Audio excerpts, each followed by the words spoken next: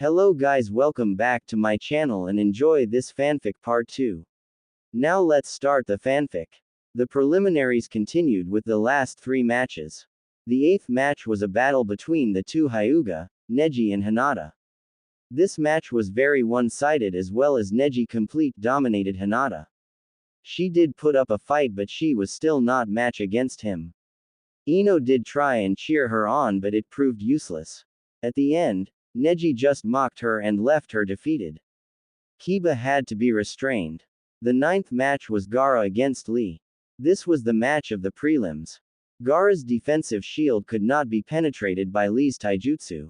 That was until he took off ankle weights that hit the ground with a thud. This made the spandex-wearing shinobi much faster. Lee would be the first to ever hit Gaara, not once but twice. His cheers were quickly silenced as he saw that Gaara was unhurt. They all saw that Gaara's sand clung to him. It was like armor. Lee quickly countered this by opening one of the 8 gates. He used the gate of opening and was able to launch Gaara in the air with a combo. He then wrapped Gaara with his bandages and drove him into the ground with the front lotus. Thinking that he won, Lee was surprised that it was not Gaara he drove into the ground but a sand shell of him. Gaara appeared behind him, a wicked grin on his face. He then proceeded to punish Lee, slamming him into the walls. After a while, Lee got his speed back and was able to dodge Gaara's attacks. Lee then proceeded to open 3 more gates, the Gate of Healing, the Gate of Life and the Gate of Pain. Lee's skin turned red and looked like his body was about to burst. He took off like a rocket at Gaara who was not able to defend against Lee's supersonic speed. Everyone watched in awe and fear as Lee battered Gaara in midair. The sand armor was useless and Gaara felt immense pain for the first time in his life. Lee decided to end this and opened the 5th gate, the Gate of Limit. He vanished and reappeared in front of Gaara. He sent him toward the ground but he was suddenly jerked back to a charging Lee. Lee landed a kick and punch to Gaara's midsection, calling the move the Reverse Lotus. Gaara hit the ground with a boom while Lee hit the ground with a thud. Hayate was about to call the match a draw but when the smoke cleared, Gaara was very much still in the fight. Guy and Kakashi saw that he used the gourd on his back to save himself. Gaara struggled to move his sand to crush Lee. Lee was too hurt to escape the sand as it wrapped around his leg and arm. Gaara closed his hand and crushed the 2 limbs. He sent more sand to kill Lee but Guy stepped in to save him. Gaara was confused as to why he would save him but when Guy called him his precious student, Gaara was confused. He was then shocked when Lee stood. However, he was standing out cold on his feet. The match was won by Gaara. The final match was Choji against Dosu. Knowing about the gauntlet on Dosu's arm, Choji thought he was safe as he stayed in his human boulder technique. This, while a smart move, was useless. When Choji got stuck in the wall, Dosu used his melody arm. He used the water within Choji's body to enhance his vibrating sound drill. This stopped Choji cold and Dosu won the match. With the prelims done, the winners were on the stadium floor in front of the Hokage. I would like to congratulate you on your victories. You are the genin that will take part in the 3rd and final stage of the Chunin exams, which will be a month from now. It will give the time to learn something new as your opponent has seen what you can do. Hiruzen said. Anko stepped forward. Each of you, walk up to me and pick a number out of the box. Anko ordered. Each of them walked up to her and picked a number out of the box. Okay. From left to right, tell me the number you picked. 3. Sasuke said. 5. Shino said. 6. Kankuro said. 8. Tamari said. 7. Shikamaru drawled. 2. Naruto said. 1. Neji said. 4. Gaara spoke. 9. Dosu said. While they told her the numbers, she marked down their names on a board. When she finished she looked at the board before facing the genin. Alright, this is how the finals will be. The first match will be Neji Hyuga vs Naruto Uzumaki. The second match is Sasuke Uchiha vs Gaara of the Sand. Third match is Shino Aburame vs Kankuro of the Sand. Fourth match is Shikamaru Nara vs Tamari of the Sand. Dosu get a bye. Everyone looked at their opponents. They faced the Hokage who gained their attention. To remind you, even though you beat your opponent does not mean that you will get promoted. Everyone could pass or no one could pass. We are not just looking for strength. Anyway, in 1 month's time, the finals will be held. I wish all the luck in your training. Hiruzen said. XXX. Hokage-sama, you can't be serious. Kakashi asked. He was currently in his office with other Jonin. Kakashi was displeased because of the order that he was just given by the Hokage. I know that you are displeased, Kakashi, but right now, we cannot let Sasuke out of our sight. He is an unknown risk right now and we can afford to be unaware. With Orochimaru lurking, we cannot be sure that Sasuke will take his offer of power. Hiruzen said. What about Naruto? He will need training as well. Kakashi said. I understand that, but Sasuke is our top priority. Besides, the boy is quite resourceful. I'm quite sure you can help him out in some way. Hiruzen said. Very well, Hokage-sama, I will look after the Uchiha's training. Kakashi said with a sigh. Hiruzen nodded and they continued on with the meeting. XXX. What? Naruto exclaimed. He was standing outside the Hokage tower waiting for his sensei. Kakashi had just told him about the Hokage's order and the blonde was not too pleased about it. It's out of my hands, Naruto. Right now, Sasuke is an unknown risk that we cannot ignore. I have to watch over him and keep him safe from Orochimaru. Kakashi said. Okay, I get that, but what am I going to do? Naruto asked. You can always talk with Ebisu. Isn't he one of the people that you go to for help? He is a great teacher. Kakashi said. That is true. I guess I'm just angry that we aren't doing any one-on-one training. He said. Kakashi gave him an eye smile and rubbed the top of his head. Don't worry. We will have that training soon. I'll meet up with Ebisu first and give him 2 techniques for you to learn. I'll also tell him to teach you a chakra control exercise first. Take the rest of the day off and relax. Kakashi said. Naruto nodded and Kakashi disappeared using the teleportation technique. Now alone, Naruto wondered what he should do.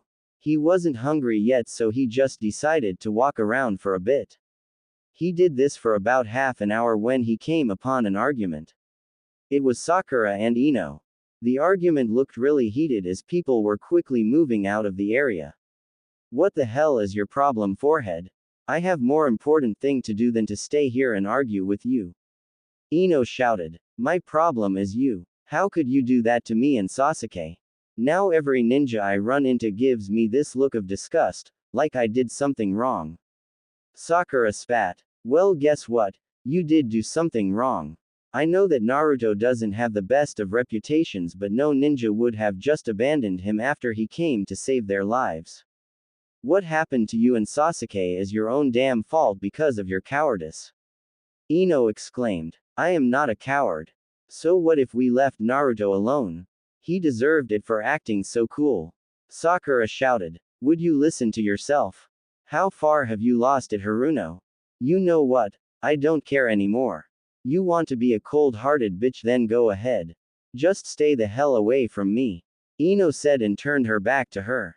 Sakura was enraged and her fist back. Don't you turn your back on me, Ino pig. Sakura roared. She launched her fist at Ino's back. Her fist connected, but it wasn't with Ino. It was Naruto. He had caught Sakura's punch, but he had to use both hands to do it.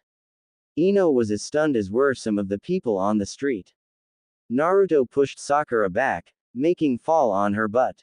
He shook his hand as that was one strong punch. Sakura got to her feet and glared at Naruto. This isn't any of your business, Naruto. Sakura snarled. I wasn't about to stand by and allow you to hurt Ino because of a few words. Is this how you are? You don't like what people say to you, you lash out when their backs are turned.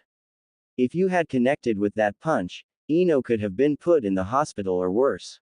Naruto stated. Is that so? A voice said. Everyone turned to see Ino's father, Inoichi. He was flanked by his old teammates, Choza Akamichi and Shikaku Nara. All 3 were staring a hole into Sakura. The pink-haired kunoichi gulped and backed away. She only made one step before she was captured in Shikaku's shadow. Choza grabbed the girl and held her firm. Inoichi glared at her. Sakura Haruno, in compliance of Section 25 of the Shinobi Code, I am placing you under arrest. He said. Choza took her to the prison with Shikaku following. Inoichi turned to check on his daughter only to see her checking Naruto's hand. Ino, take Naruto inside and tape the hand up. I'll be back shortly. Ino nodded and led Naruto inside the flower shop. He left to catch up with his comrades and their prisoner. XXX. Naruto clenched his hand and winced a little. Ino's mother helped a little in wrapping his arm. Lucky for him, it was just a bruise and not broken. Ino finished wrapping the hand and looked at him. That should do it. I wouldn't do anything with it for a while. She said. I wouldn't worry about it. I heal pretty fast. Naruto told her. They sat there in silence for a while before Ino spoke again. Hey Naruto, can I ask you something? She asked. Yeah, sure, he answered. Your sensei said that your C-rank mission made you take your training seriously. Ino stated. It did. Sasuke got hurt because I rushed into a situation. Sakura put me down as well. I spoke to Kakashi and he pointed out my flaws. After that, he told me that I can become a really strong ninja despite my flaws. I decided to correct my flaws and become better so that I would not be a burden to my former teammates. Now, I guess that I'll get stronger to protect Konoha. Naruto said with a grin. Do you think that I could get stronger? Ino asked meekly. Sure, I don't see why not. My advice though is to ask for help first. It might suck, it might make you angry to hear all your flaws, but if you can get past that, then you have made the first step in getting better. You saw my awesomeness against Kiba. Naruto boasted. Please, you tricked Kiba and threatened to kill his dog. Ino stated. I still won, right? And for the most part, I was whipping his butt. No one can say that I'm the dead last now. True, but you're still a perverted idiot. Ino said. Hey, that was your fault. You shoved my head into your chest. Naruto exclaimed. I did no such thing. Ino shouted. The two blondes argued, unaware that Inoichi was listening in. He had a small smile on his face at the advice that Naruto had given his daughter. It was very good advice that he hoped that she took. He then heard the sound of metal hitting flesh. He looked to see Naruto on the ground, a lump growing out of his forehead.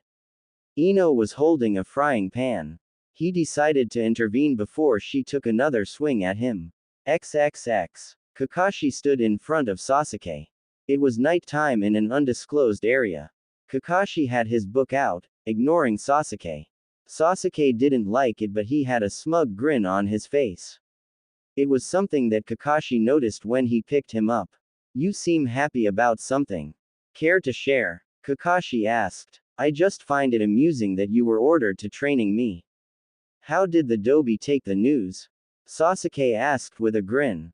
He took it pretty well. Seeing that you haven't really won a spar against Naruto since he took his training seriously, he doesn't have much to worry about. Kakashi said. Sasuke's smile fell and his eyes narrowed. Whatever, so what are you going to teach me? Sasuke demanded. Nothing. He said. What? Sasuke shouted. Why should I teach you anything? You're only going to use what I taught you against others. Sorry, I will not allow that. Besides, you have enough to work with since you had your Sharingan on the entire time. Kakashi said. Those useless techniques will not help me against Gaara. I need something stronger in order to beat him. You were ordered to help me and you will comply with that order. Sasuke spat. Kakashi closed his book and stood. Sasuke grinned at him, but it soon disappeared as he felt an untold amount of pain. He struggled to look up at Kakashi. The man looked down at him with his Sharingan exposed. Naruto grumbled as he quickly got out of the hot water. He turned to Ebisu, who had a grin on his face. Naruto so wanted to knock that smug grin off his face, but he wanted to really get this technique down. His training started when Ebisu came for him in the morning. As they walked, he explained the chakra exercise that they would be doing. It was called water walking, and it was much harder than tree climbing. Ebisu explained that because of that the water is in constant motion, the chakra used needed to change constantly. They trained near the hot springs as Ebisu taught it would encourage Naruto to learn faster. After a few more tries, Naruto was starting to get it. Ebisu was impressed as well. Suddenly, Naruto's concentration was broken when he noticed an old, white-haired man peeking into the woman's section of the baths. Ebisu saw this and decided to take action. As he charged at him, the man summoned a large toad. Naruto watched as the confrontation ended within a matter of seconds. Naruto checked on Ebisu and saw that he was okay. He stood and faced his attacker. Hey, what's the big idea? Naruto spat. Keep quiet, brat, I'm conducting my research. Jiraiya said and went back to his peeking. Naruto was about to shout but he decided to do something more. The man felt a pulse of chakra and investigated it. He was wide-eyed when he was in the presence of a beautiful young blonde girl. She was holding a small towel to her person but it gave the pervert a lot to think about. Well now, who might you be, my dear? He asked with a bit of drool coming out of his mouth. The girl threw a towel at him and took a deep breath. Rapist. Rapist. This pervert is trying to rape me. Help. Help. The girl screamed. He was shocked by what was going on and in an instant surrounded by the women of the hot springs. They all saw the girl and some knew that it was Naruto using his silly jutsu. Still, whatever this man was going to do to Naruto in this form was sick and twisted. Jiraiya saw no avenue of escape as the women closed in on him. You vile, sick man. What were you about to do to Naruto? One woman shouted. Are you okay, Naruto? Asked another woman. He forced me to use my technique for some type of research. He said that he was going further. Naruto cried. The woman glared murder at him and wielded some weapons. Naruto, it is time for you to leave. You do not want to see this. One of them said. Naruto nodded and walked away. The man watched as the girl gave him a wicked grin before using the teleportation technique. He realized that he had been tricked. Ladies, please. This is all a misunderstanding. He said. It didn't help him as he was attacked by the enraged women. XXX. Naruto was throwing elbows and knees at a wooden post.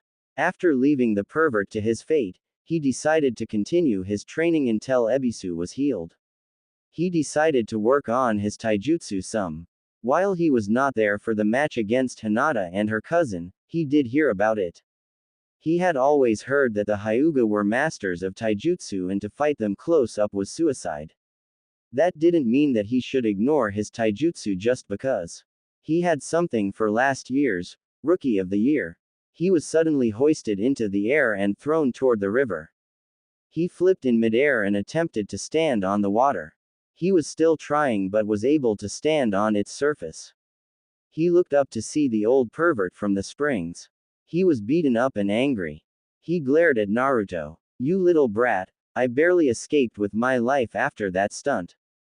He shouted. Maybe that will teach. He was cut off when he fell into the water. This amused the man as Naruto shot up out of the water. Arg, what the hell is wrong with me? My chakra has been all crazy since that run-in with Orochimaru.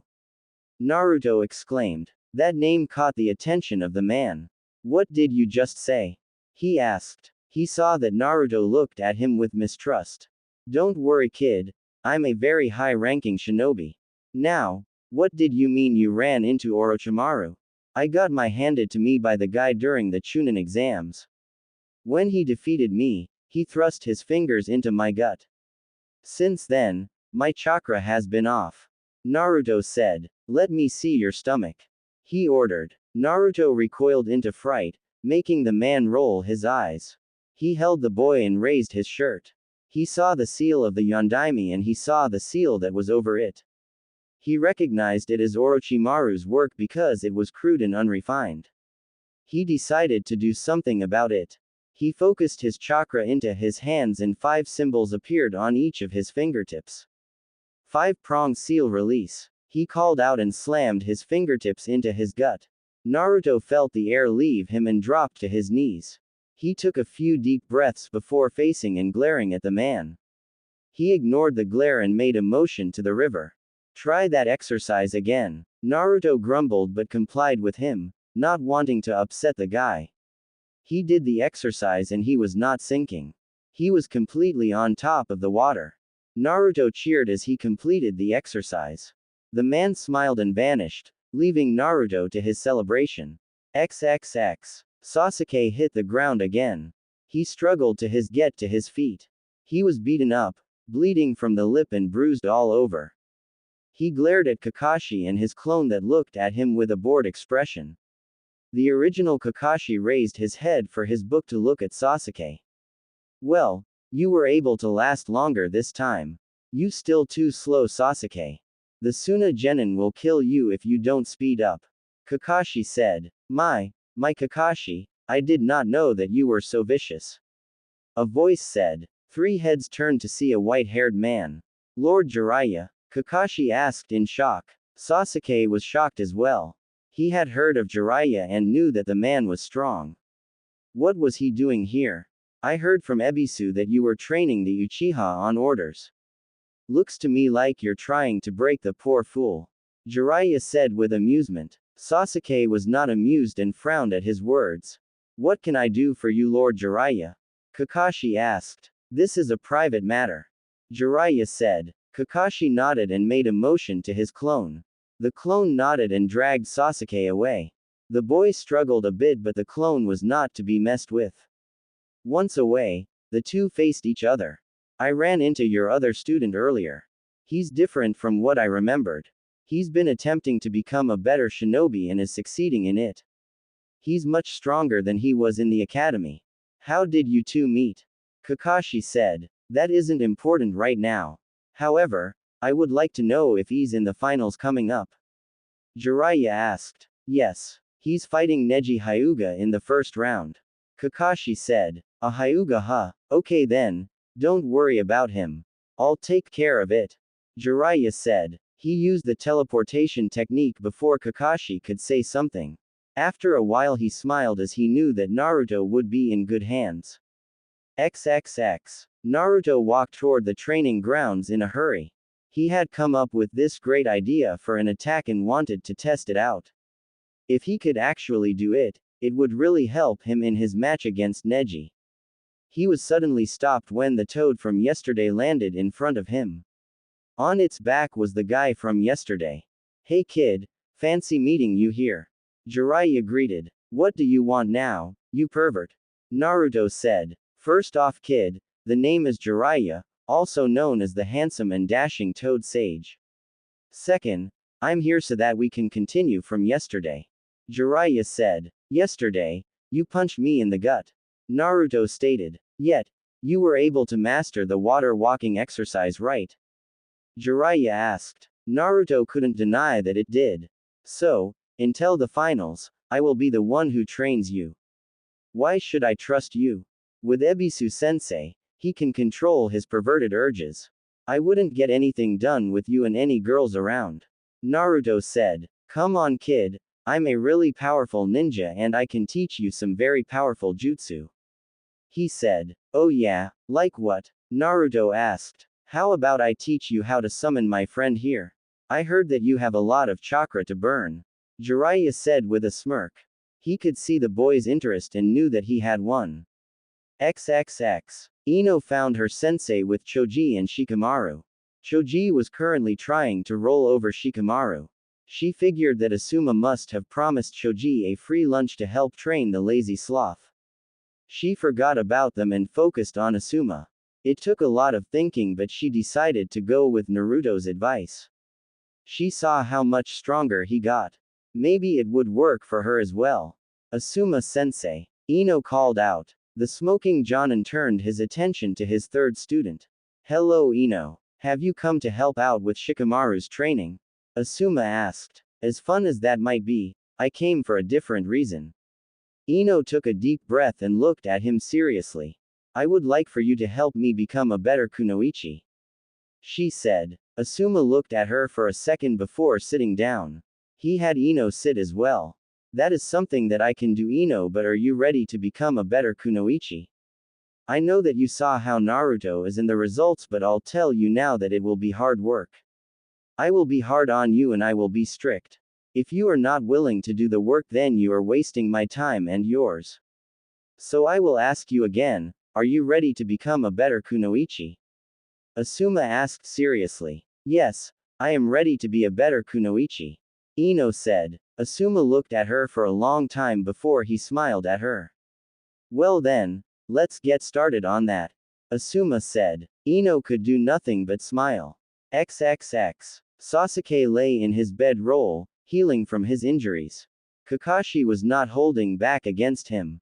It didn't feel like training to him. It was as if Kakashi was punishing him for his actions, attempting to humble him. That was not going to happen as long as he breathes. He did not feel sorry for what he did at all. Kakashi was giving the Dobi strong techniques and leaving him with nothing. In his mind, it wasn't fair at all. Techniques like that multiple shuriken attack should have been his. Suddenly he heard the sound of chirping birds. It was soon followed by a huge boom. He forced himself to his feet and made his way out toward the sound. He walked a distance before he found Kakashi. He watched as the man did a few hand seals and cupped his hand. Lightning appeared and was blaring. The screech of birds rang through the area. Kakashi then charged at a boulder that had a few holes in it. He thrust his arm forward and into the boulder, creating an explosion of dust. When it cleared, Sasuke could see that Kakashi's arm deep into the boulder. Sasuke couldn't believe how strong that technique was. A wicked grin appeared on his face and he activated his Sharingan. He stayed hidden and waited. XXX. Jiraiya watched as Naruto did the summoning jutsu again. When the sum cleared, he had summoned Gamma. Jiraiya was very impressed with Naruto's progress. In only a week and a half, Naruto had gotten the summoning jutsu down. His first attempt at the technique was a surprise to him when he summoned a toad. The toad turned out to be Gamakichi. It was an impressive feat that even Jiraiya couldn't accomplish. During the week he was about to summon 2 more small toads and 2 man-sized toads. It was just so impressive. However, Jiraiya wanted to see something else. That something else was the chakra of the 9-tailed fox. His reason for this was so that Naruto could get used to using its chakra.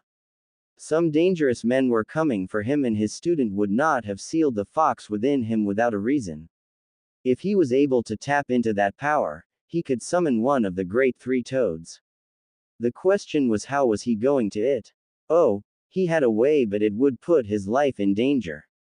With a sigh, Jiraiya stood up and caught Naruto's attention. Well, I have to admit, you truly surprised me, Naruto. Jiraiya said. I told you so. Naruto boasted. Still, I have something serious to talk to you about, Naruto. The blonde gave him his full attention. I was wondering, have you ever met with your tenant? He asked. You mean the fox? No, I never met with him, and why would I want to? Naruto said. That's a shame and a problem. I was hoping that you did. I guess that we're going to have to do this the hard way. For what it's worth, I'm really sorry that I have to do this. Jiraiya said. What are you talking about? Naruto asked. Jiraiya just poked Naruto in the forehead. It didn't feeling like a poke to Naruto, who was suddenly sent flying through the bush. When he came to a stop, he was hovering over a very deep ravine with sharp stone sides. He began to descend down the ravine at a fast pace. He tried to grab the sides, but it was too slippery and he was going too fast. When he ran out of options, Naruto could see his life flash before his eyes. Everything went white for him. When he opened his eyes, he was suddenly in a puddle of water. He looked forward and saw a large golden cage. He also saw a piece of paper on the gates that had the symbol for seal. As he stood, he began to feel an oppressive force around him. He looked toward the cage and saw 2 large red eyes and a huge row of teeth. Whatever it was, chuckled at him. Hello, Warden, I've attempted to get in contact with you for a while. We have much to discuss. Naruto couldn't believe who he was facing right now. Behind the golden cage with the piece of paper closing it, was the nine-tailed demon fox. Naruto gulped a little but stood before the great beast. The red-furred, red-eyed demon smirked at Naruto. I commend you on your bravery, boy. Not many would have stood before me without crippling fear. The fox said. Naruto said nothing but he stood his ground. He then remembered the fox's first words. What were you talking about? Why were you attempting to contact me?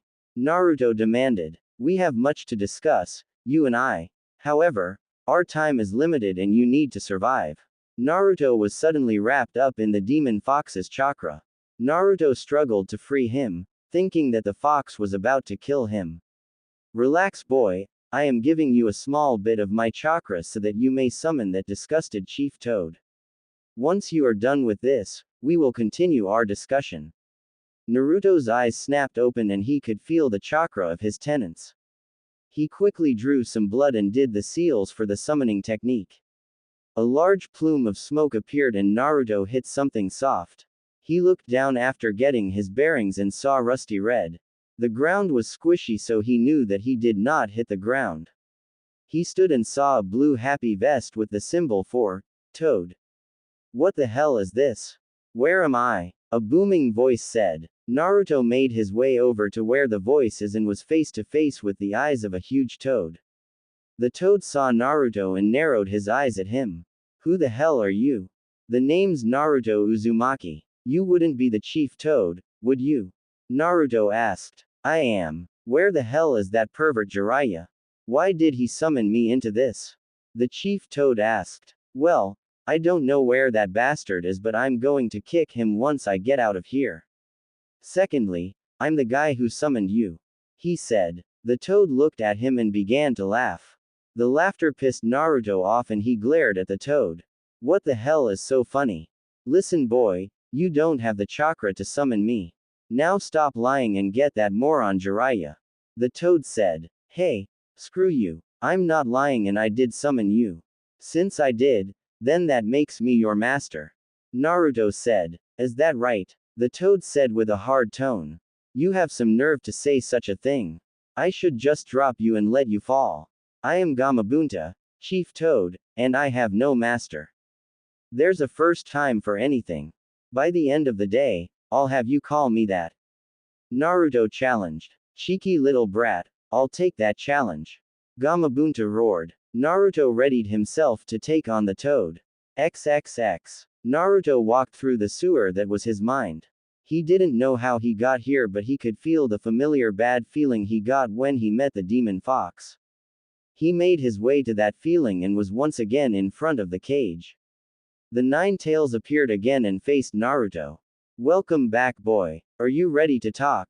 The fox asked. We've got nothing to talk about. Why would I talk to the guy who is the cause of all that has happened to me? I figured that this is about your chakra, but I want nothing to do with it and you. Naruto said. The fox looked at him and scoffed. I guess I was wrong. You are still an impudent little child, hiding behind your bravado. Perhaps when you mature some more, we can talk then. The fox said. Hey, don't talk down to me. What the hell do you know about me anyway? Naruto shouted. Do not insult my intelligence, boy. I have seen what has been done to you. I have felt your anger when you were younger. You come to me as a child, blaming your problems on something I have not done. I did not ask to be sealed within you. The fox shouted. Naruto wanted to say something, but he couldn't fault the logic of demon. He took a couple of deep breaths before facing the fox again. You said that we have to talk, so talk. Naruto said. The fox scoffed again, but he decided to comply with the order. I wanted to commend you for dropping that idiot mask. You are improving and your improvement secures my survival. I didn't do it for you. I did it to be stronger for my village. Whatever your reason was, it is a good thing. I would like to offer my assistance in helping you. The fox said. This surprised Naruto, who was now on edge. Why would you want to help me? You're a being of destruction and chaos, something disappointing, but I knew that already. I'm only offering my services so that you may get back that scroll. With it, you can become much stronger, further ensuring my survival. Scroll. You don't mean that scroll I got back during the mission? Yes, that scroll. You were rather lucky that you got that scroll. The Sage of the Six Paths was strong in his time. Learning from such a strong human is quite remarkable, don't you agree? Naruto wanted to ask more about the sage, but he felt that the fox would not tell him anything. What's in it for you? Like I said, your improvement ensures my survival. While I wish for freedom, this damn seal prevents it. Instead of working against you, I would work with you until I find a way to escape my prison. So, what do you say, boy? The fox asked. Naruto just looked at the fox, who just grinned at him. Fine, but we're going to have some rules. I don't want your chakra unless it is really necessary. Naruto said. I reserve the right to ignore that rule if you are going to get us killed. The fox countered. Agreed. Another rule is that you don't influence me when I get angry and use your chakra. Naruto said that with a tone. It made the fox chuckle. Figured that out, did you? Very well, I will not influence you, but that might not be easy. As you have said, I am a being of destruction and chaos. It depends on you to rein in your anger. The fox said. Naruto just gave him a dirty look before nodding. I can't think of anything else yet, but I will. Naruto said. Understood. As a show of good faith, let me help you with your chakra control. Two beams of red light shot out and wrapped around Naruto's ankles and wrist. They came together, causing Naruto to lose his footing and fall onto his back. Naruto saw that he was restrained and attempted to break free. Hey, what's the deal? Naruto shouted. It is a special type of chakra exercise. You must continuously use your chakra to keep the chains apart. The pros of this exercise are that your chakra pool will increase and your control will improve. Who knows, you might be able to do a normal clone jutsu. Now that our business is done, you can leave. The fox said and ejected Naruto out of his mind. The blonde's eyes shot open and Naruto was fully awake. He sat up and looked around to get his bearings. Yo! A voice said. Naruto turned to see Kakashi. Kakashi-sensei, what are you doing here? Naruto asked. I got word that my student was in the hospital for chakra exhaustion. Seeing that you're up, I don't have to worry. However, I'm curious as to how you of all people got chakra exhaustion. Care to explain it to me? Kakashi asked. Naruto nodded and began his tale. Kakashi was not too surprised that Jiraiya was training him, but he was proud that Naruto knew the summoning technique. He chuckled a little when he talked about his meeting with Gamabunta. That's when Naruto told him about the 9 tails. He was concerned about what Naruto told him. At the end, Kakashi was looking at Naruto seriously. Can you trust him, Naruto? Kakashi asked. I don't really know. It seems like he doesn't have any hidden agenda, but I know that he wants out of the seal. I'm going with the wait and see approach for now. Naruto said. Alright, but be careful, Naruto. We don't know what the fox wants. I'll have to let the Hokage know about this. Kakashi said. I understand, but can you help me first? Naruto said. Kakashi saw that he could not move his wrists or ankles. He nodded and helped Naruto with the fox's chakra exercise. XXX. Sasuke cupped his hand and watched as lightning surrounded it. He had a dark smile on his face. He could feel the power of the technique. He deactivated the technique and fell to his knees. It was the only drawback to this technique, as it took a lot of chakra to do. He didn't know how many he could do before he was out of chakra. After he got his breath back, Sasuke bandaged his hand. If Kakashi saw the burn marks, he would get suspicious and get the reason out of him. He raised his bandaged hand and smirked. With this jutsu, he would show everyone just how strong he was. XXX. Ino was breathing heavily as she struggled to get to her feet. Across from her, Asuma stood and waited. He was actually pleased with Ino's progress. He still could feel the sting of her shots across his arm. He smirked at the tired blonde. Imitating the Hyuga, are we? Asuma asked with amusement. Not really, my aunt showed me a bit of the Yamanaka fighting style. Apparently, we work on disabling our opponents so that they couldn't move when we read their minds. She said that very few use it anymore. Ino explained. That's true. Your clan isn't known for its close combat skills. Still, it is a good style for you. So, are you ready for another go? Asuma asked. Ino nodded and charged at Asuma. She would get stronger, no matter what. XXX. Naruto was sleeping peacefully. After a whole day with Kakashi, he had finally gotten the hang of the fox's exercise. Kakashi explained that this would be a very good exercise for him. Naruto just wanted to get some needed sleep. He had another week before the finals started and he was going to train hard for 4 days. He still had that idea and jutsu to learn. As he slept, he was suddenly, once again, brought before the fox. Naruto groaned as stared at the 9 tails. What do you want now? I was sleeping, you know. Sorry to spoil your beauty rest, but you have a problem. What are you talking about? The boy with the sand, he is similar to you. What? He is a container just like you. He carries that crazy shukaku. Wait a minute, that red-haired guy from the sand is just like me. What's he doing in the hospital? First, he is similar to you in that he contains one of us, but you are very far apart. The shukaku is an insane being that wants nothing more than blood. Anyone who is his container is very unstable. As to why he is here, I would guess that it is because of that weird boy in the green spandex. Shukaku has an impressive defense and that boy broke it. He will kill the boy. The fox said. Why didn't you say that in the first place, you stupid fox? Naruto shouted. Naruto instantly woke up and shot out of bed. He made his way to Lee's room. He saw Gaara stand over him, his sand making a move to the sleeping Lee. Naruto acted quickly and used the teleportation jutsu to grab Lee. Naruto placed Lee behind him and faced Gaara. Gaara did not look happy that he was stopped. Why did you stop me? Gaara demanded. A better question is, what do you think that you're doing? He can't defend himself. Naruto said. He questioned my existence. He must pay for that. I will kill you as well if you get in my way. Gaara said. Don't think just because you have the shukaku in you that I'm going to back down. Naruto said and got into a stance. His words surprised Gaara. How do you know about shukaku, the wind spirit? Gaara asked. Naruto used a bit of the 9 tails chakra and his eyes changed to show Gaara. You aren't the only one with a spirit stuck in his gut. Naruto said. This surprised Gaara as there was another person just like him. He looked closer at Naruto and rethought his earlier mental assumption. No, you are not like me. You do not have the same eyes as me.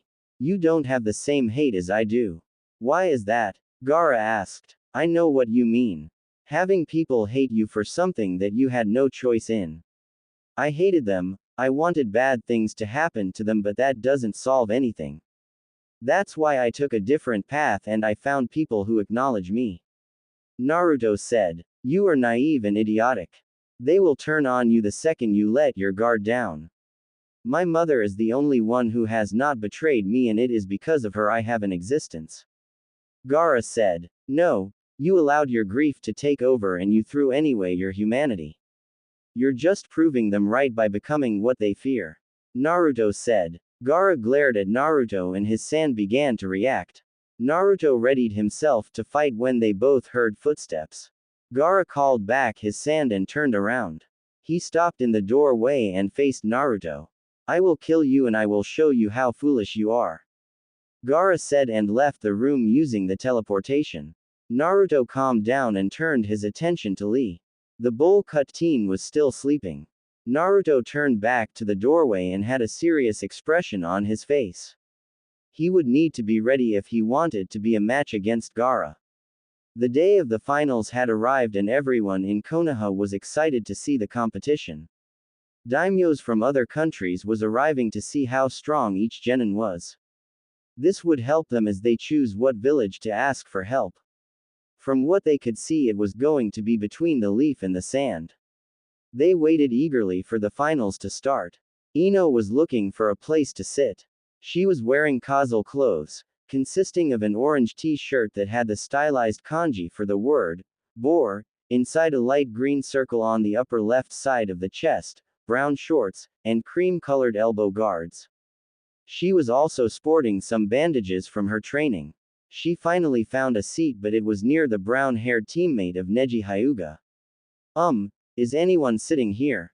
Ino asked her. No, you can sit here. Tenten said. Thanks. Ino said and took a seat. She got situated and looked toward the field. She saw those who made it to the finals but no Naruto. She was wondering where the blonde was when she caught sight of the spiky-haired genin. She couldn't really tell if that was him because he was wearing something other than that orange eyesore. You're looking at that guy pretty hard there. I thought that you were interested in that Uchiha guy. Tenten asked. I was, but I saw who he truly is and that just killed any interest. Besides, I thought that was Naruto, but I couldn't be sure since I don't see that much orange on him.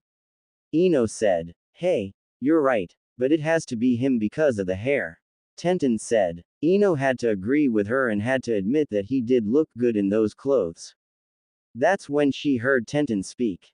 I feel sorry for him though. He's going up against last year's rookie. Neji isn't the type to play around. I would have agreed with you, but this isn't the same guy from our graduating class. He's much stronger than before.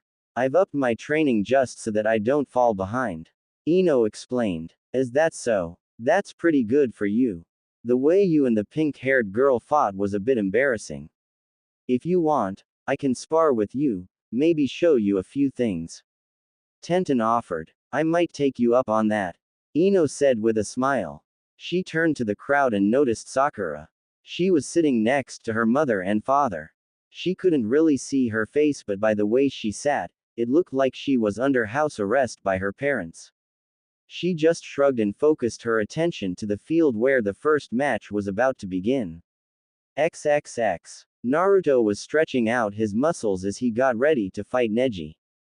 Neji watched him and noticed his change of attire, a pair of baggy blue pants tied at the ankles, a black and orange jersey over a mesh shirt with short sleeves and a gray jacket with black strips on the sleeves. He saw that his fists were taped as was his ankles. Neji just smirked at him because of how relaxed he was acting.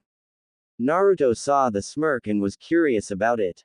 Is there something funny? Naruto asked. Yes, I find it amusing that you are so confident in your abilities. You are slightly better than your peers give you credit for, but it would not be enough. You are a loser, it is your destiny. You can either accept it or be embarrassed. Neji said with a grin. Naruto just looked at him before chuckling. Wow, is that your strategy? Is this how you beat Hinata?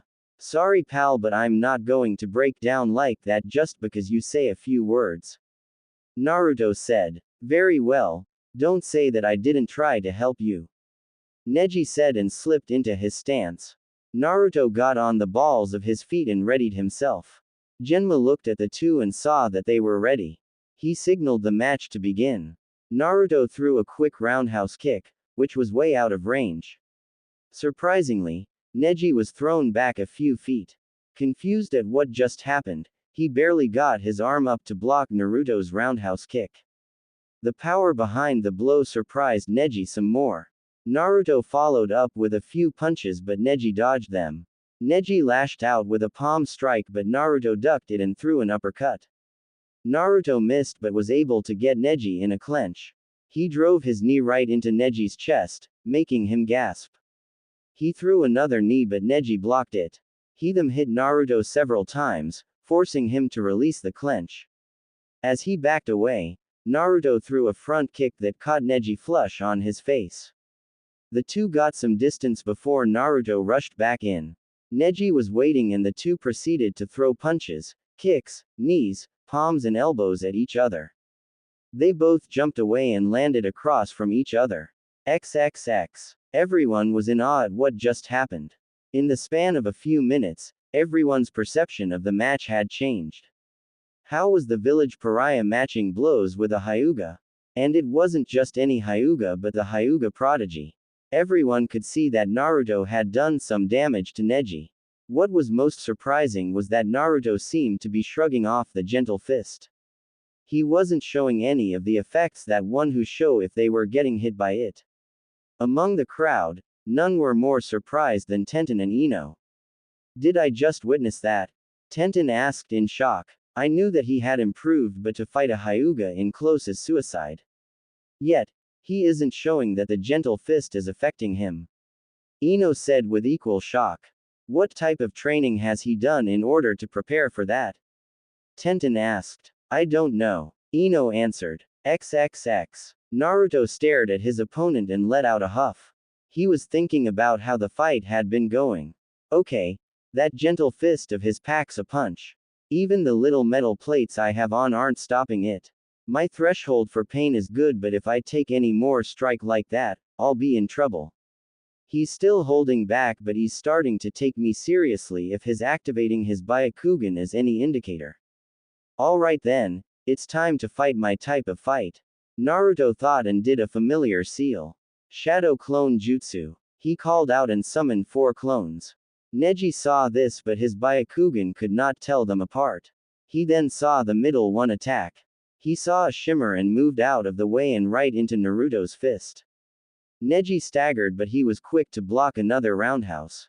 He was then forced to a knee by a low kick from another Naruto. He rolled away, dodging a flying knee. He got to his feet and attacked the 2 clones that came at him. The third clone engaged him in another close combat situation as 2 more Narutos flanked him. He saw that one reared his foot back while the other was doing hand seals. He grabbed the clone attacking him and used it as a shield to block Naruto's mysterious attack. He then began to expel chakra throughout his body just as Naruto finished his hand seals. Fire style. Fireball jutsu. Naruto called out and spat a fireball at him.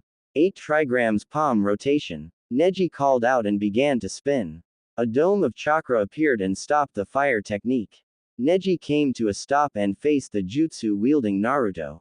Naruto just looked at him with determination and readied himself. XXX. My, what talented genin you have. You have a branch member using a main house technique and the dead last using a powerful fire technique. You must be proud. The Kazekage said. Yes, it warms my heart to see that the next generation is so strong. Hiruzen said to him. I am confused by that technique that the blonde used. Is that a wind technique? The Kazekage asked. I truly don't know. However, it is impressive that it does not require hand seals to use. From what I've seen, it is not mastered. If it was mastered, that last attack would have cut through the clone and Neji. Hiruzen explained. What a dangerous genin you have, Hokage-sama. I will have to keep my eye on him in the future. The Kazekage said. Hiruzen said nothing, but he did not like the words that came out of the Kazekage's mouth. It sounded more like a threat than a statement. He would have to keep an eye on his fellow Kage. XXX. Neji was breathing very hard. He had bruises on his forearms and calves. He looked at the dozen clones that was surrounding him with a harsh glare. He couldn't believe how this match had gone. He did not expect this for the dead last. It angered him greatly that he was being pushed so far by this failure. He needed to finish this off and he had just the way to do it. He had already figured out which one was the original and made his way toward him.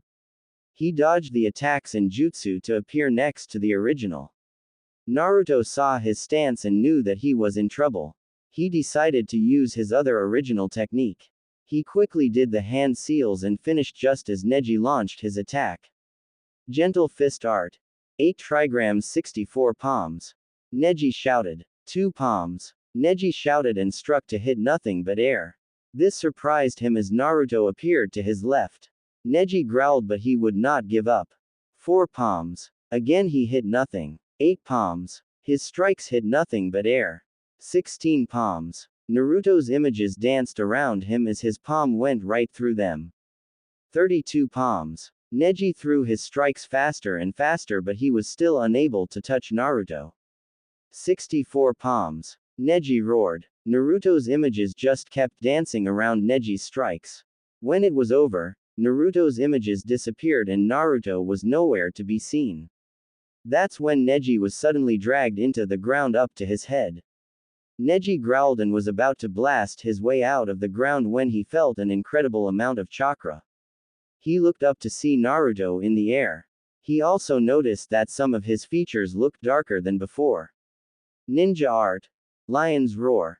Naruto bellowed and unleashed a huge wave of sound toward Neji. Didn't have time to dodge as he was hit with the wave of sound. The blast created a crater then sank Neji further into the ground. When Naruto landed on the ground, he cautiously moved toward the crater. He looked into the crater and saw that Neji was sprawled out, not moving. Genma checked Neji over. He was going to be really sore, but he was alive. He then turned to Naruto and pointed at him. Winner of the first match, Naruto Uzumaki. Genma said. At first, Naruto heard nothing for the crowd, which did not really faze him. That's when he heard clapping. The clapping got louder and there was more of it. Then there was cheering. Naruto couldn't really believe what he was hearing. People were cheering his name. They were giving him praise and telling him that he did a good job. He was so shocked by it. He quickly got out of his shock and gave the crowd a big grin. He raised his arms in victory and egged the crowd on. XXX. I can't believe what just happened. Naruto just beat Neji. Azumo stated with shock. Yeah, and what is more shocking is that he did it without so much trouble. Throughout the match, he had the edge over Neji. Katetsu said. I agree. He didn't rush in too much. He kept him on edge with jutsu and strange attacks. Those last two moves were impressive. Not to mention that he kept his cool. Do you think that he deserves a promotion? Azumo asked. No doubt about it. He deserves Chunin rank. Katetsu said. XXX. I don't believe it. How could Neji have lost? Tenten asked in shock. Yeah, that's the way. Way to go, Naruto. Ino shouted. She was very happy for the blonde who gave her some direction in her ninja career. Her cheering got the attention of Sakura. The two rivals looked at each other before Ino grinned at her. Sakura growled but ignored her. She wasn't going to argue with Ino with both her parents right here. Ino looked at Tenten, who was still shocked. Hey Tenten, watch my seat for me, okay? Ino asked. Tenten nodded as Ino left to congratulate the blonde shinobi. XXX. 3 unseen techniques, that is quite a genin. That last attack was something else. The Cage said. Yes, it was. It is easily mid-C rank technique. I am excited to see what he shows us next. Hiruzen said. You won't be alive long enough to see that, sensei. Was the Cage's dark thought. Naruto made his way up the stairs to the competitor's box. When he entered, he was met by Shino and Shikamaru. Well, if it isn't Mr. Cool. Shikamaru said with a bored tone. Say what now? Naruto asked with confusion. Shikamaru believes that you have become one of the cool people like Sasuke or Neji. Shino answered. Not a chance in hell would I end up like those two. They're more snobbish than cool. Naruto said. You got a point there. Anyway, that was an impressive win, Naruto. I'm surprised that you went into that fight with a plan. Shikamaru said. Yeah, it's still a new thing for me. Naruto said with embarrassment. They then turned their attention back to the referee who was speaking. Kankuro of the Sand and Shino Aburame, please come down. Genma said. Kankuro growled quietly as he did not wish to show his hand until the invasion. While he was confident that he could beat the coat-wearing Shino, he had to think of the mission first. Proctor, I wish to forfeit this match. Kankuro said, gaining surprised looks from everyone, except Gaara. Shino and Naruto were more surprised. Are you sure about this? Genma asked. Kankuro nodded and stepped back from the railing. Very well, the winner of the second match is Shino Aburame. The announcement didn't help the crowd as they were itching to see a fight. Naruto looked at Shino. Tough break there, Shino, I'm sure you would have beaten him. Naruto said. You can't really say that Naruto, as he was very skilled. However, don't you find it odd that he forfeited the match? Shino asked quietly. Yeah, he acted like a guy who would want to flaunt his skills. Naruto answered. With the Sand sibling, Temari was getting nervous. Damn it, we need to stall for more time. I understand what Kankuro did, but he really did it without thinking. I guess that I'll just have to make this match good. Temari thought. She suddenly whipped out her fan and used it like a glider. She landed on the field and closed her fan. She looked up at Shikamaru. Come on, let's fight. She seems eager. Naruto said. Shikamaru sighed in frustration. He didn't really want to fight this girl as she seemed just as troublesome as his mother and Ino. He decided that he didn't want to become Chunin and was about to follow Konkuro's lead. As he was about to submit, he was suddenly grabbed from behind and tossed out of the competitor's box. He hit the ground with a thud. Naruto and Shino turned to see who had just thrown their friend down. Ino, what are you doing here? Why did you do that to Shikamaru? Naruto asked. Well, I came up here to congratulate you in person. As for Shikamaru, the lazy bum was about to forfeit and I wasn't about to let that happen. Ino said. She then looked down at the unmoving form of Shikamaru. Go get her, Shikamaru. I know that you can do it. All she got was a glare. She turned her attention back to Naruto. That was an awesome match, Naruto. Thanks. I gave it my best. Naruto said. Who knows, you might just win this whole tournament. Ino said. You really think so? Well, we can't call you the dead last anymore. You did just beat last year's Rookie of the Year without too much trouble. Yeah, I think you can do it. Wow, thanks Ino. I'll show you and everyone that I can. Naruto said. Easy Naruto, don't get too excited. Anyway, I'll be cheering for you in the stands. Good luck.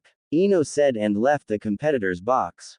Naruto couldn't stop smiling and was pumped to show Ino that she was right to believe in him. Unknown to either of them, Gaara watched the whole thing and he was not happy one bit. He remembered every word that Naruto said to him at the hospital, and as he watched him interact with that girl, he raged at how hypocritical he was. He had a friend while he had no one. Oh, he was going to make him pay. After he killed the Uchiha, Uzumaki was next. XXX. Shikamaru lay on the ground, refusing to get up. He couldn't believe that Ino had done that to him. That stupid girl was always a pain in the butt. He wanted to get revenge, but that would be too troublesome with her recent improvement. Still, he had to make her pay somehow. Hey, are you going to lay there for this whole match? Tamari shouted. Shikamaru said nothing and stared at the sky. That infuriated her and she charged at the downed Nara. Seeing her charge, Shikamaru sighed. It seems that he would be forced to fight another girl. He pulled out 2 kunai and a paper ball. XXX. Ino returned to see that Choji was sitting with Tenten. She made her way to her seat and looked at her teammate who had a large bag full with other bags of chips. Didn't you just get out of the hospital with a stomach ache? Ino asked with a deadpan tone. It's not that much chips. Choji whined. This made Ino sigh and Tenten giggle. Choji looked at the field and saw Shikamaru fighting the Sand Kunoichi.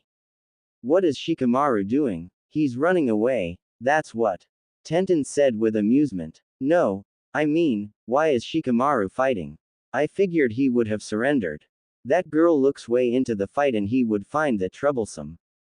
Choji explained. Well, I wouldn't let him surrender, so I gave him a gentle push into fighting. Ino said. She looked at the fight and snarled. Come on Shikamaru, stop running and fight her. Choji looked at his friend and began eating with a smile. Ino would never understand Shikamaru as he was not the type to engage in combat. Sooner or later, Shikamaru would surrender. XXX. Shikamaru hid behind the trees, looking at the sky. He sighed for what seemed like the 5th time. He covered himself as a fierce wind hit the tree he was hiding behind. He could see the cuts that the wind left on the side of tree. He just couldn't believe how determined this girl was. Why did he always have to fight women like that? He could hear her calling him names and telling him to fight her. Like hell he was going to do that. He looked at the sky and wished that he was Cloud. They just moved with the flow of time, not bothering anyone and no one bothering them. He suddenly stood up and prepared himself to fight. It was going to be a hassle, but it would not be as troublesome if his mother got word of his performance. He looked out and saw several things on the battlefield. After getting a view of the battlefield, Shikamaru did an unfamiliar seal. Tamari saw this and readied herself for whatever he had planned. XXX. Finally, He's beginning to get serious. Asuma said with a sigh of relief. What are you talking about? Is it because of that seal he's making? Kurenai asked. It isn't a seal. It's his thinking pose. When things get too dicey for him, he does that pose. After he done thinking, it's a sure thing that he would win. Asuma said. Come on, he won't win just because he's thinking. Kurenai said. Don't underestimate him like you did Naruto. The truth is Shikamaru's greatest strength is his mind. He actually has an IQ over 200. Asuma said. He watched as Shikamaru had just finished thinking. Just watch Kurenai, you're about to see something amazing. XXX. Shikamaru pulled out 3 kunai and stabbed them in front of him. He did the seal for his shadow possession jutsu. His shadow raced after Tamari, who jumped back to a line that she created to mark the distance of his technique. When she was behind it, she believed herself to be safe. When the shadow stopped, a kunai appeared right at the line. She saw a small ball attached to it. It suddenly exploded into a smoke cloud, blinding her. Tamari was coughing, but she saw that his shadow had passed the line.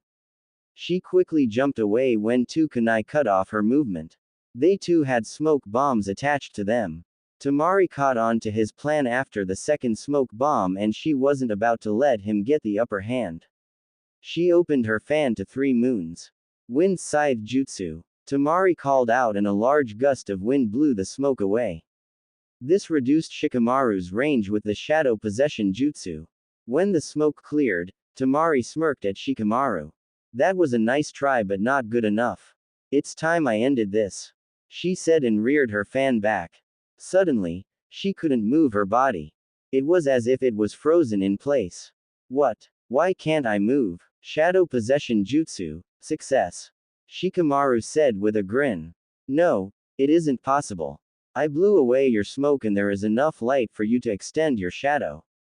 Tamari said with shock. That's pretty good that you figured that out.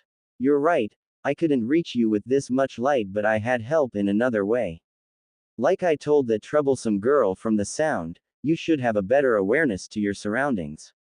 Those smoke bombs were just a distraction and a tool to get you to where I wanted you. Still seeing that she was confused, Shikamaru turned his head to show her the large crater that she was standing next to. She remembered this crater as the one that Naruto made. She looked closer and saw a small tunnel. Her head was moved again and he showed her where the connection was. The man-size hole was a few feet to his left. Why you used the hole that the blonde used to go underground to connect your shadow to me? Tamari asked in awe. Yeah, I noticed it when you were trying to blow me away with your attack. Anyway, I think it's time that I end this, Shikamaru said. Tamari couldn't believe that she had lost to this slacker. He treated her like a puppet and led her into his trap. She growled and closed her eyes as she didn't want to see what he was about to do to her. That is until she heard him said, I give up. Her eyes shot open and she looked at him with shock. Excuse me, she asked. You heard me. I said that I give up. This thing is so annoying and I don't want to be a part of it anymore, he said to her. Her shock suddenly turned into rage.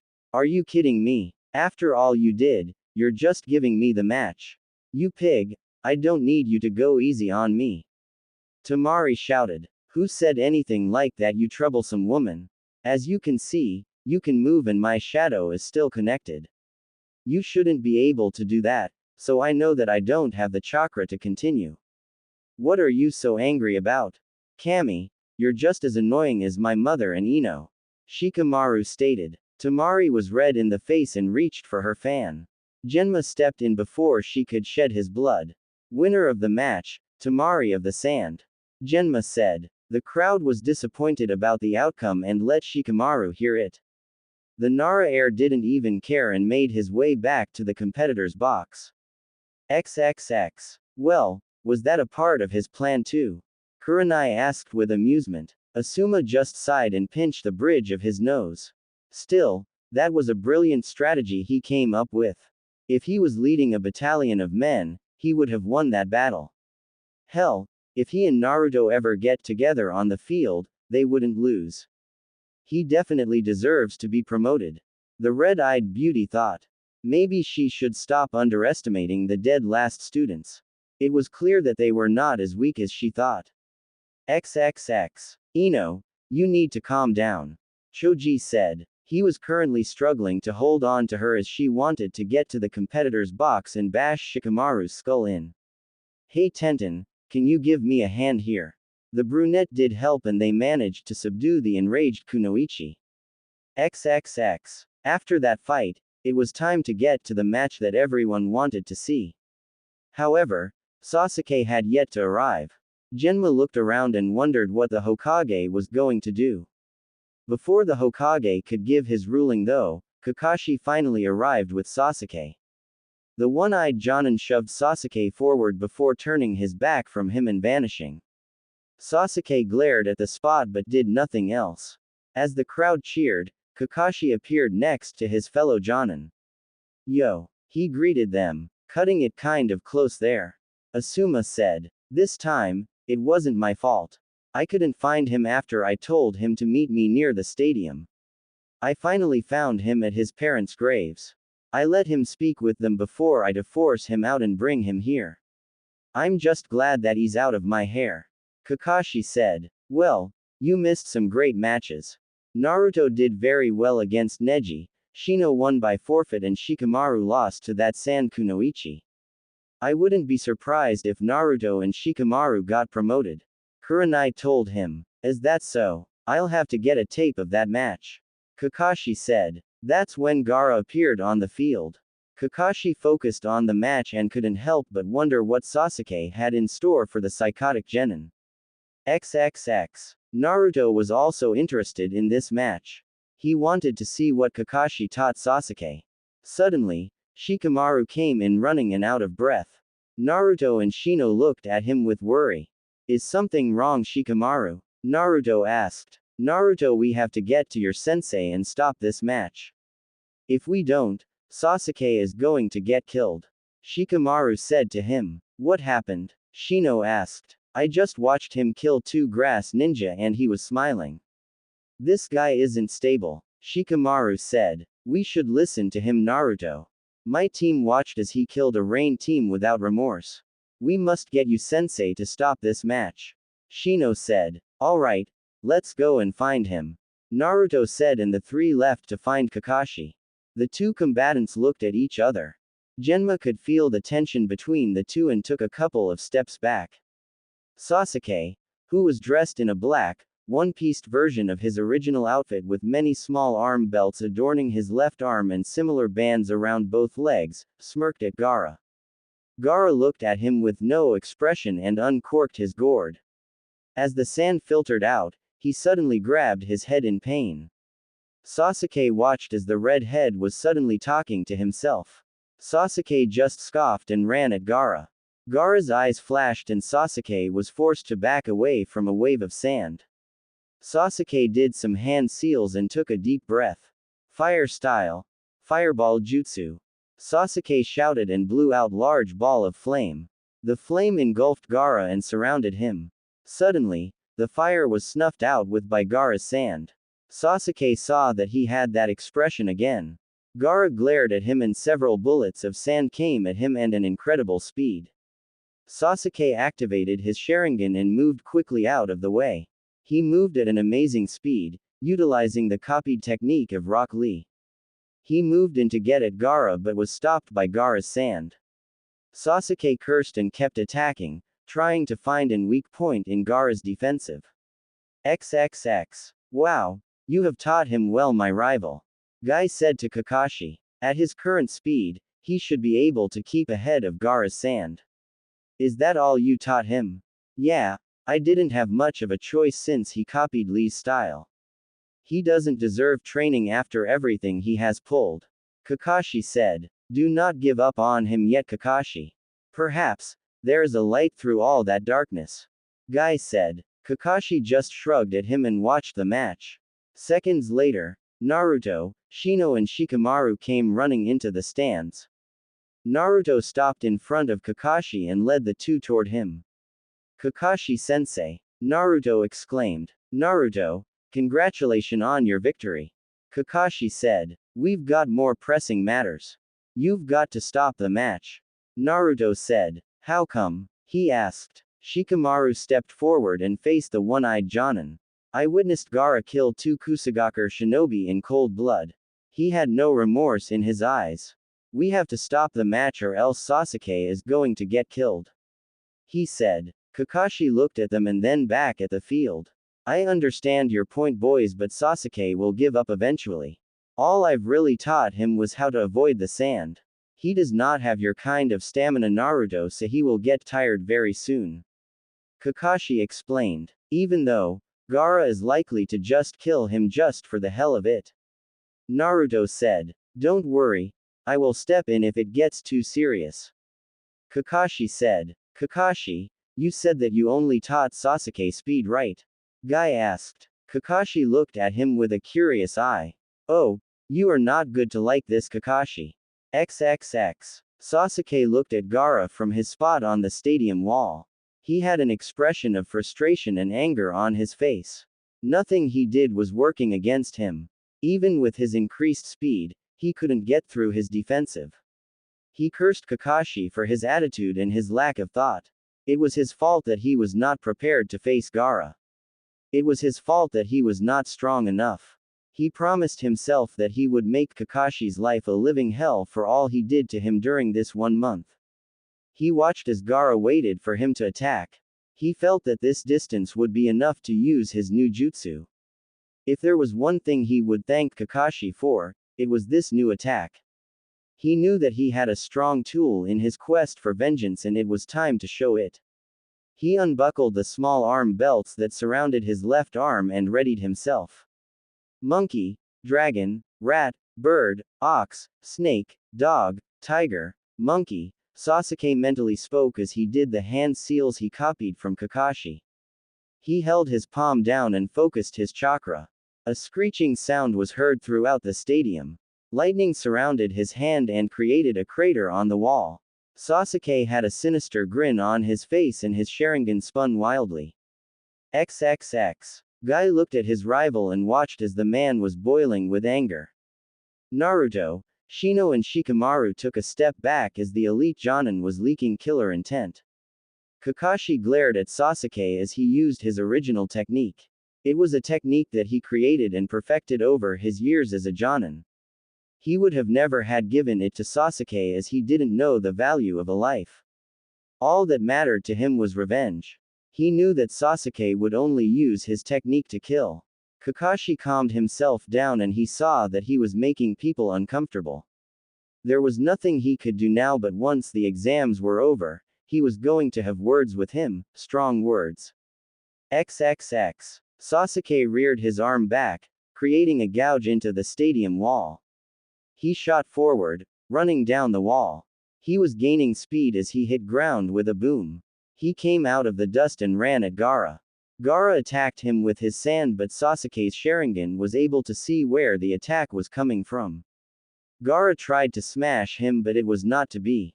Sasuke was within meters of Gaara when he thrust his arm forward. Chidori. Sasuke roared. Gaara's sand automatically came up to protect him, but Sasuke's attack pierced right through it, surprising Gaara. His surprise increased when he felt an unfamiliar pain in his right shoulder. Sasuke grinned as his attack landed and increased the voltage, shocking Gaara. Gaara screamed in pain as his mind processed what was happening. Once it was over, Sasuke removed his arm and jumped back a few feet. Gaara dropped to his knees and held his shoulder. When he touched it, he felt something wet and sticky. He put his hand in front of him and saw red. Is this my blood? It's my blood. This is my blood. Gaara roared. Sand whipped wildly around the area, smashing the ground and walls. His gourd broke apart and surrounded Gaara's shoulder. Gaara continued to scream as his sand wrapped around him like a cocoon. Suddenly, the screaming stopped and it was replaced with a low growl. When the dust settled, everyone was suddenly hit with a wave of dread. Sasuke took a step back at what he saw.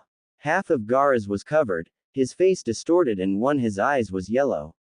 He had markings around the eye and was sporting a tail. His one arm looked more like a claw. He growled and glared at the person who hurt him. Sasuke was truly afraid at what he was facing now. What the hell are you?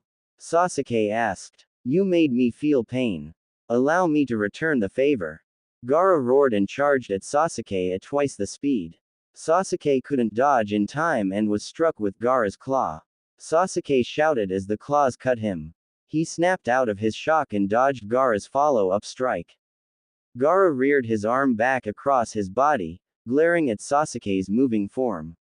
Sand Shuriken. Sasuke watched as several projectiles came at him much faster than he was moving.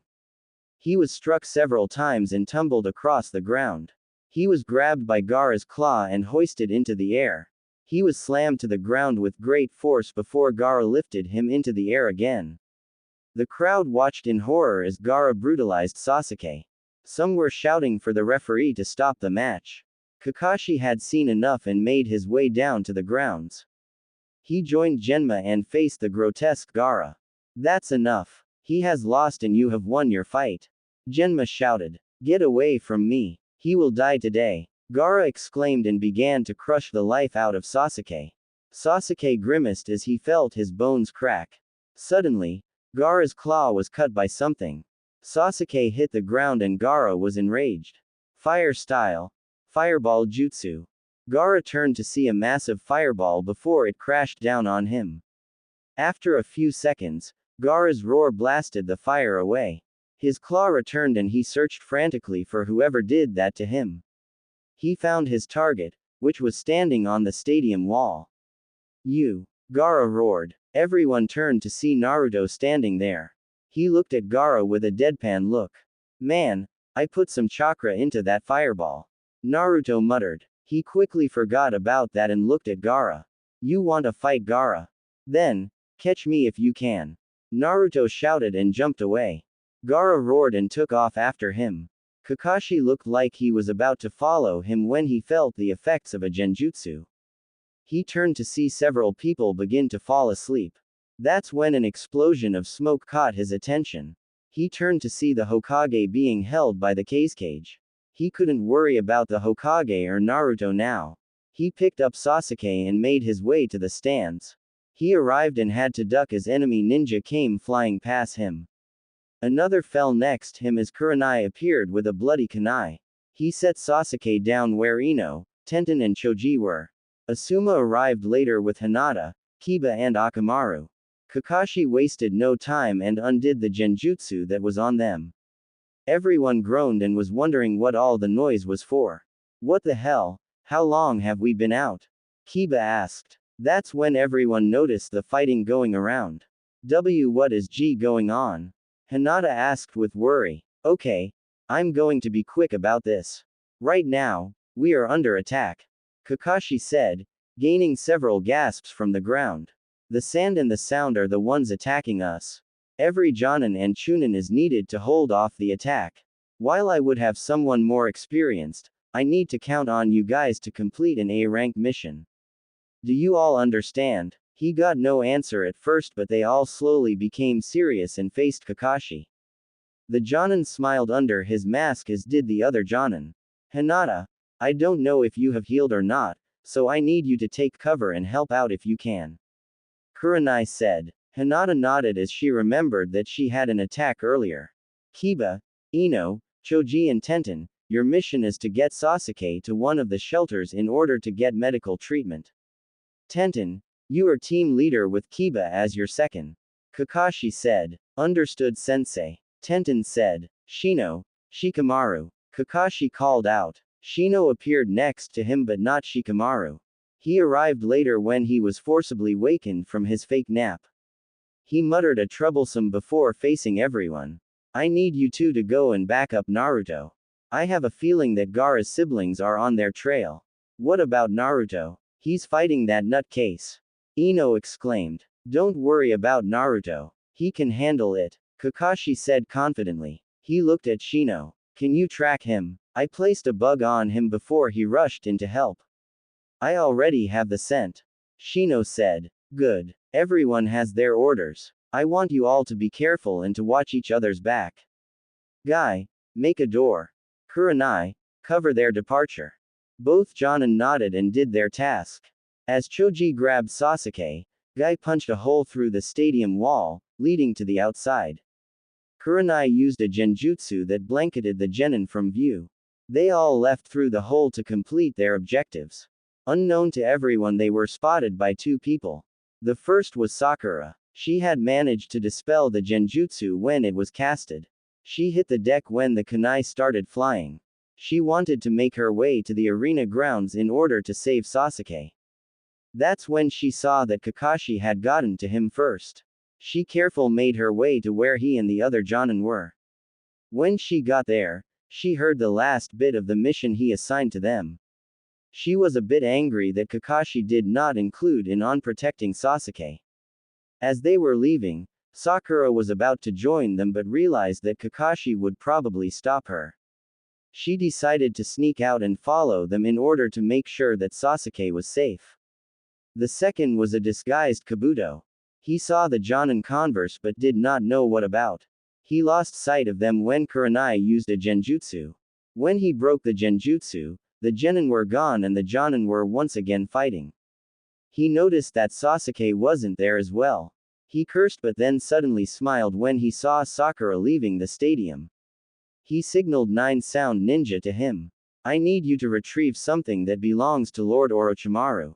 That girl will lead you to him. Kill anyone that gets in your way. He ordered. They nodded and vanished. He readied himself as there was a war happening in front of him. Naruto dodged another volley of sand that ripped through the bark of the trees.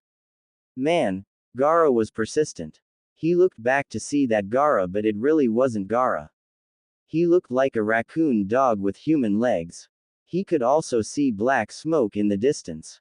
He was worried about that as he didn't know what was going on. Feeling that he led the crazy genin away from people, Naruto decided that it was time to stop running. Naruto used his illusion dance to get close to Gaara, surprising him. He was hit with a vicious clothesline and was falling out of the tree. Naruto summoned 3 clones who followed Gaara down. They attacked Gaara as he was falling. Gaara tried to fend them off but Naruto and his clones kept using the illusion dance. Naruto did some seals and took a deep breath while doing hand seals. Fire style. Fireball jutsu. Naruto roared and spat out at Gaara. A huge explosion was heard throughout the forest. Naruto and his clones landed and waited for the smoke to clear. Suddenly, a massive amount of sand shot out. Naruto barely avoided it but his clones didn't. He landed and Gaara came at him from out of the smoke snarling like an animal. He avoided his claw strike and twisted in midair to avoid the tail. He landed and launched an air blade at him. The blade of wind hit Gaara but didn't do any damage. Naruto cursed and got some distance. Gaara wouldn't allow him and charged at him. Naruto was on the defensive and was constantly using his illusion dance to escape. He then summoned a bunch of clones to confuse and distract. Gaara began sucking in air through various mouths all over his body. Wind style. Sand devastation. Gaara shouted as he blew out a sandstorm at Naruto and his clones. They were instantly destroyed and Naruto hit the ground hard. Gaara ended his technique and laughed at his opponent. Is that it? Is this the best you can do, Uzumaki? Gaara mocked. Earth style. Headhunter jutsu. Naruto voice came. Gaara was dragged underground and only had his head showing. Naruto popped out of the ground before running off quickly. Seconds later, Gaara was consumed in a major explosion. Naruto watched from his hidden spot to see if Gaara was down. He wasn't too surprised to hear laughter.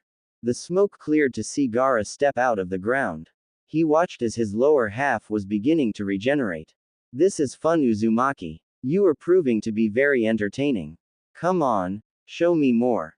Gaara roared. Naruto narrowed his eyes before summoning a mass number of clones.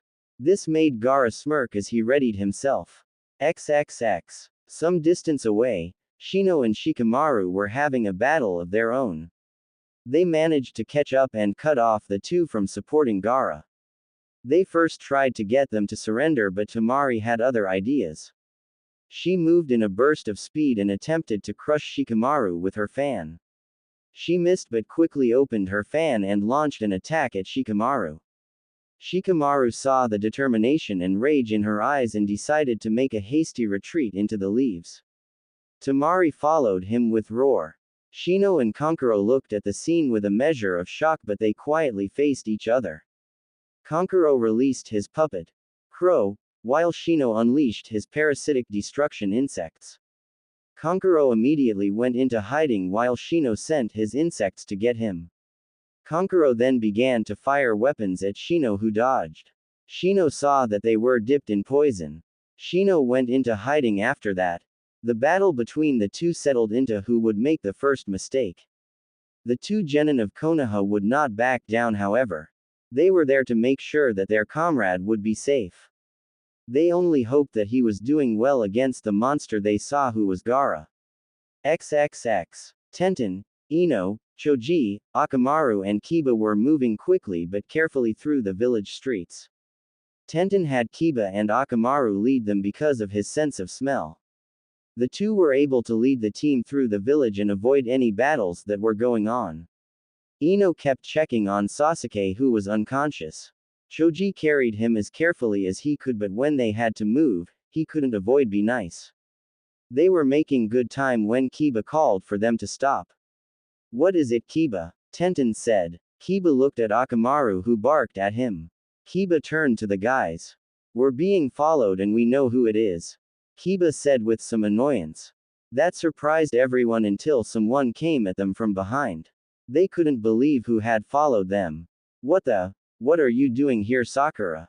Ino asked hotly. "I came to make sure that Sasuke-kun was okay," Sakura said. "Are you kidding me? You left the safety of the stadium to make sure that your boyfriend was okay." Tenten hissed. "Hey, I don't trust you guys to protect him," Sakura shouted. "Keep your voice down. We're in the middle of a damn war." Ino spat. Sakura glared at her but didn't shout at her. "Were you followed, Sakura?" Tenten demanded. "No, I wasn't followed," Sakura sneered. That's when Akamaru started barking rapidly. Kiba's eyes widened and he faced the group. "We have to get moving now," he said with urgency. The group began to move quickly, making the ride uncomfortable for Sasuke. "Hey, be careful, Choji," Sakura said. "You have no say in this, Sakura." Kiba spat. "Thanks to you, we're being pursued." Everyone looked at Kiba with surprise.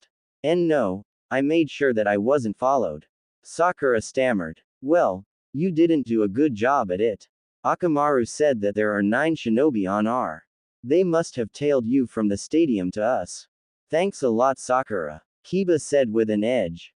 "Damn it, how long do we have until they catch up with us?" Tenten asked. Kiba sniffed the air. "They know that they've been discovered and are closing in on us. Their scent is getting stronger as they near us," Kiba informed. "Why don't we lead them into one of the various fights going on?" Sakura suggested. They looked at her like she was stupid. "This was your top kunoichi?" Tenten asked everyone. She turned back to face Sakura. "Listen here, Haruno. You are to keep your mouth shut. Right now, we need clear thinkers, not some fangirl who just might have gotten her crush killed. So, just keep moving and shut up." Sakura was red in the face in anger. Tenten ignored her and continued with the mission. She needed to think of a plan. That when Choji spoke. "Hey, isn't that Naruto's playground?" he said. Kiba looked to where Choji was talking about. "Holy crap, I forgot about that place. And from what it smells like, there's a shelter need there," Kiba said. "Naruto's playground?" Ino asked. "It's where Naruto led bullies into some pretty cool traps.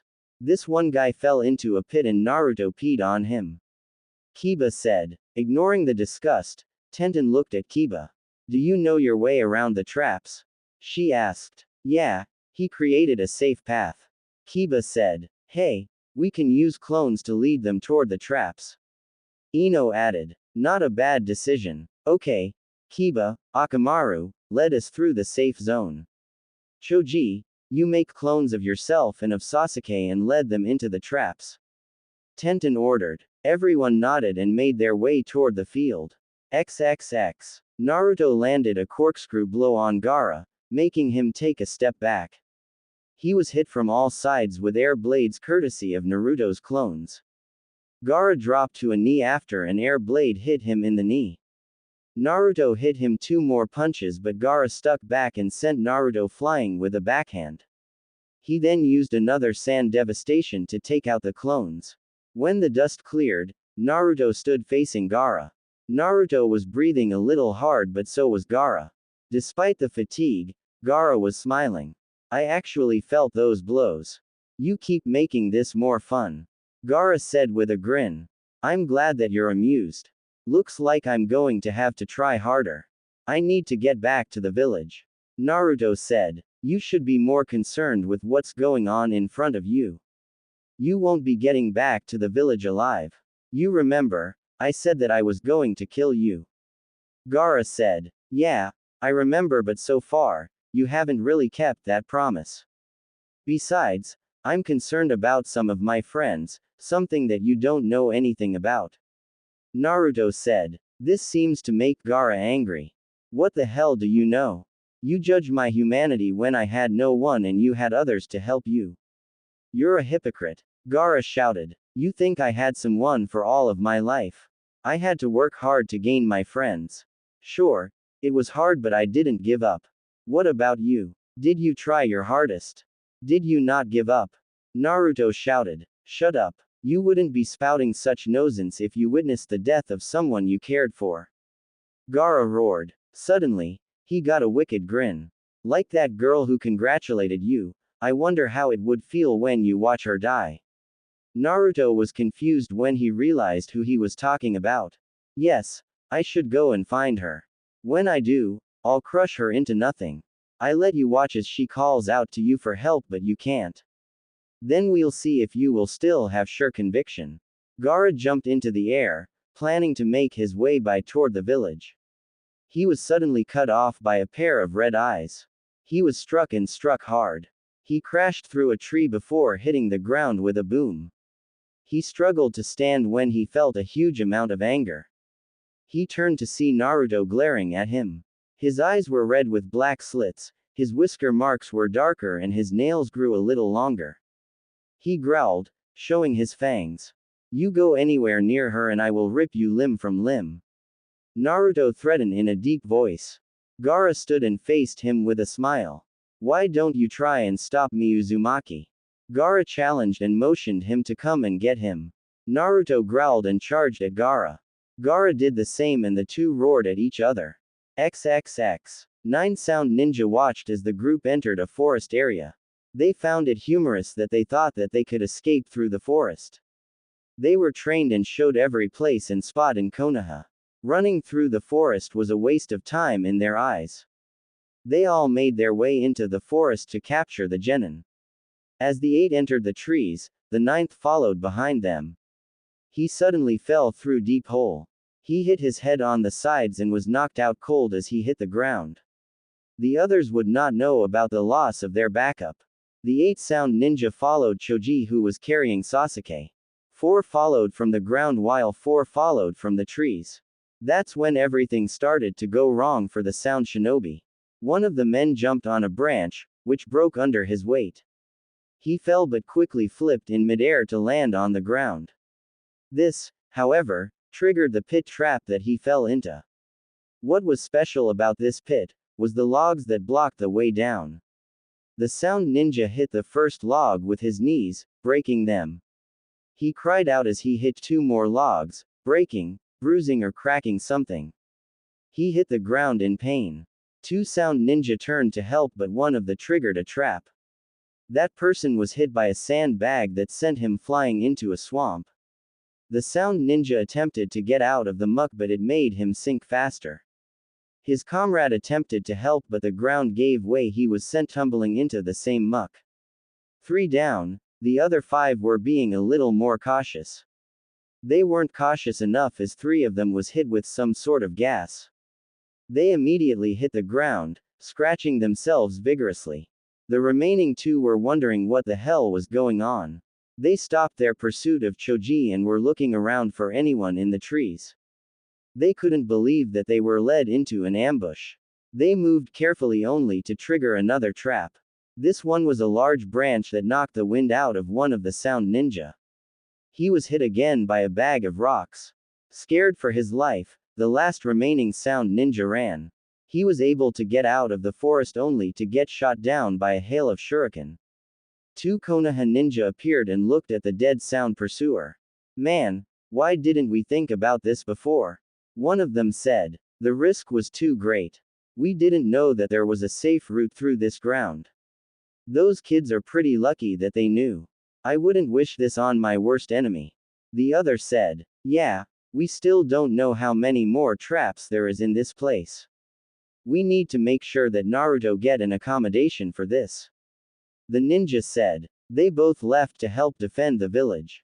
Gaara hit the ground with a boom. The transformed sand shinobi struggled to stand as he glared at his opponent. His sand was starting to fall off as the relentless assault of Naruto was beginning to wear on him. The blonde was glaring at him, his fist clenched and poised to attack. You got what you wanted, Gaara, but you aren't even putting up a challenge. Naruto sneered. Curse you, Gaara snarled.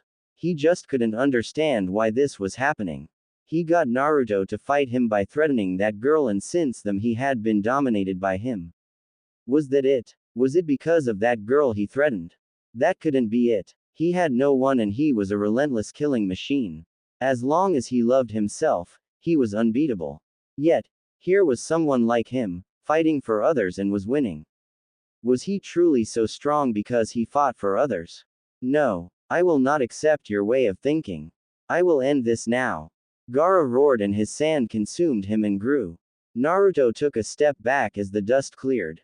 When it did, he was now facing a huge raccoon dog. Its tail swished back and forth. It looked down at Naruto as the body of Gaara appeared on its head. I can't believe that you forced me to go this far, but it's over now. I'm going to kill you, then destroy your village. Gaara said. Like hell you will. Naruto shouted and swiped some blood from the wound on his shoulder. He wiped it on his palm and did some hand seals. He slammed his hand on the ground. Summoning jutsu. There was a loud pop and a lot of smoke. When it died down, Naruto was standing on the head of the chief toad, Gamabunta. He faced Gaara and glared. If you want to destroy my village, you'll have to go through us. Hey brat, why did you summon me here? I thought I told you to never to summon me again. Gamabunta grumbled. I didn't really have much of a choice. You are the strongest of the toads, right? Naruto argued. He then sighed and faced the large toad. Look, I'm sorry if I insulted you. I'm not really calm when people insult me, but I truly need your help. If he gets to the village, he will lay waste to it. I refuse to allow that to happen. I'm going to be Hokage one day, and as the future Hokage, I have to protect the leaf, no matter what. Gamabunta looked at the blonde and was a little impressed with him. He looked forward to see who he was fighting. Like father, like son, alright brat, I'll help you this one time. But, you won't summon me again until we have a drink. Gamabunta said, and he reached for his blade. You got it, Naruto said. Very interesting, you are just so very interesting. Let's see how you deal with the full power of Shukaku, the sand spirit. Gaara shouted and placed his hands in a seal. Play possum jutsu. Naruto didn't know why, but the battle had just gotten harder. He readied himself for an intense battle. XXX. The battle between the Sand siblings and the Konoha genin had come to a stalemate. Tamari had her fan ready but was barely keeping it up. Kankuro was now controlling the head and two arms of his puppet, Crow. Shino was on his knees, his bugs in a defensive position. Shikamaru looked ready to fall over and sleep. They then heard a crash and felt a wave wash over them. Kankuro looked at his sister. I can't believe that Shorty actually forced Gaara to use that jutsu. How freaking strong is that kid? Kankuro asked. I don't know, but we need to finish these two off and get to Gaara. Tamari said with concern. You will not be moving, Sand Ninja. We will protect our comrade from any attempts you may try. Shino stated. Besides, I don't know how, but that moron summoned a large toad. That means he's been trained by the toad hermit, Jiraiya. Do you really want to make him angry? Shikamaru asked. That made the two sweat as Jiraiya was a legend in the shinobi world. Wind style. Air bullet. Shukaku roared. Water style. Liquid bullet. Gamabunta shouted. The group of four was suddenly hit with a downpour of water mixed with wind. It was like a typhoon as they held on to their footing. Shikamaru shook some water out of his hair. Damn that Naruto, doesn't he know the word, restraint? Shikamaru growled. Maybe he can't. You did not see the destruction that Gaara can unleash. He can't hold back against him. Shino said. Well, let's hope that he can end it soon. Something tells me that he's running out of juice. XXX. Shikamaru couldn't be more right. Naruto was breathing hard as was Gamabunta. The two faced the one-armed Shukaku and was wondering what they can do next. They had hit the damn sand spirit with everything they could think of and it just kept coming. He needed a plan and he needed one quick. Do you have any plans, Boss Toad? Naruto asked. The only way to win is to wake the medium. With him asleep, Shukaku will just get stronger. Gamabunta said. Naruto began to rack his brain until he came up with an idea. It would be a long shot but it was the only thing that he could think of. Hey Boss Toad, I've got an idea but I need to get off for a while. You think you can last for 2 minutes? Naruto asked. It's been a while since I fought but I believe I can give you 2 minutes. The Toad said. Good. When you see him falter, hit him with everything you got. Naruto said as he jumped off Gamabunta. He landed on the ground and moved quickly toward the Shukaku. I don't think so. The spirit shouted and prepared to launch an air bullet at him. Gamabunta stopped him by hitting him with a liquid bullet that washed off some sand. Pissed, Shukaku sent a wave of sand that smashed into Gamabunta. He turned back to see that Naruto had disappeared. He cursed but turned his attention back to Gamabunta who was just getting up. I'll finish you off first. He began to gather a large amount of wind from several openings all over his body. It made him expand in size. He closed his mouth and looked at Gamabunta. Shit. Die. Wind style. Air cannon. Shukaku launched a white blast of compressed air at Gamabunta. Its speed was amazing as it consumed the large toad. Everything in its path was destroyed by the blast. When it was over, there was a huge gash in the ground and no Gamabunta. Ha! Ha! He's dead. He cheered. Ninja art. Great whirlpool vortex. Naruto shouted. The Shukaku was suddenly pulled into the ground. He cried out as he lost his footing and could not regain it. Now Boss Toad. Okay. A voice from above bellowed. Gamabunta's cheeks were puffed out very large and he reared his head back. Water style. Rampaging water. A large torrent of water shot out of the Gamabunta's mouth. It hit the Shukaku dead on. The Shukaku roared as the attack was washing him away. It also woke up Gaara. Both were swept up by the powerful water and sent quite a distance. The only bad thing that happened was that Naruto was swept up as well. The attack ended and Gamabunta looked at his work. His attack did some damage, though not as much as Shukaku's attack. He knew that he caught Naruto in that attack but he was confident that he was okay. He was curious though. He heard the name of Naruto's technique and that brought up quite a memory. The memory of a blonde-haired man's girlfriend who thought it would be funny to bury him into the ground. He chuckled at that and looked forward. While he wanted to see the end of the fight, that last attack weakened him greatly. He decided to leave the rest up to the boy. He disappeared in a puff of smoke. XXX. The four genin were shocked at what they just witnessed. They were all taking cover as soon as Shukaku fired his air cannon. When it was over, they were sure that Gamabunta had died. That's when Naruto trapped Shukaku and Gamabunta fired an incredible water jutsu at them. It washed away the Shukaku, Gaara and Naruto. I don't believe this. Did Gaara actually lose? Kankuro asked in shock. Gaara. Tamari shouted and took off. Kankuro was quickly to his feet and followed her. Shikamaru groaned and tried to shake the cobwebs out. That troublesome blonde, Shino, are you okay? Shikamaru asked. Yes, I am alright. Shino said. Good, we better hurry up and get to Naruto before they do. Shikamaru said. Shino nodded and the two were off to stop the Sand siblings. XXX. Naruto groaned as he was on all fours. He shook the water out of his hair. Damn it. Did you have to blast me too, Boss Toad? Naruto grumbled. His danger sense went off and Naruto quickly rolled out of the way. On reflex, Naruto threw a kunai which hit at Mark as told by Gaara's shout. Naruto stood and faced Gaara. His kunai was sticking out of his shoulder. He quickly realized that Gaara's sand armor must have been washed off by Gamabunta's attack. While he didn't have much chakra, Naruto knew that this was his only chance to finish the fight. He charged at Gaara, who put his hand up. As Naruto got in his face, Gaara threw a punch which went right through him. Confused, he didn't expect to be hit with a crushing force. He was then hit from all angles by Naruto's clones. He was launched into the air and caught by the blonde. He threw him into the ground and landed with both of his feet into Gaara's sternum, knocking the wind out of him. Naruto stepped back and fell to the ground, totally spent. Both demon containers could not move and laid on the ground. Gaara definitely had a broken jaw for the swelling he was getting, and he had trouble breathing from Naruto's double foot stomp. Naruto was just out of chakra and it did not really feel that good. Damn, you are one hard bastard to fight. I don't think that I've ever been out of chakra before. Naruto said. Naruto turned to face him. He could see many questions in his eyes. Naruto sighed and looked at him.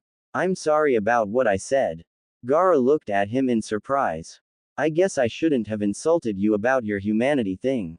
I really don't know what your situation is and it's probably worse than mine. Anyway, I shouldn't have judged you like that and I'm sorry. How? Gaara winced in pain but he ignored it. How are you so strong?